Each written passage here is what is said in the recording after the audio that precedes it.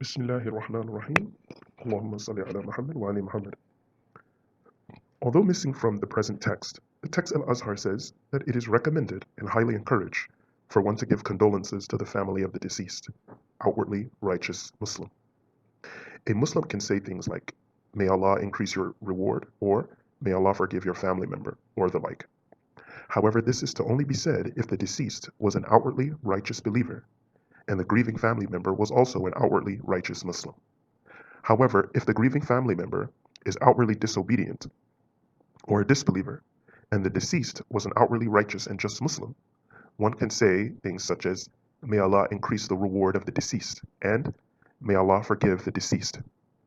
If both the deceased and grieving family member were disobedient Muslims or disbelievers, one can say condolences such as, "To Allah we belong and to Allah we will return."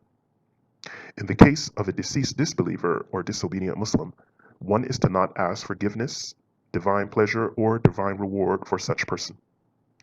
As for the proper time for giving condolences, it is to be after the burial, since this is the time where grief and sadness are the strongest.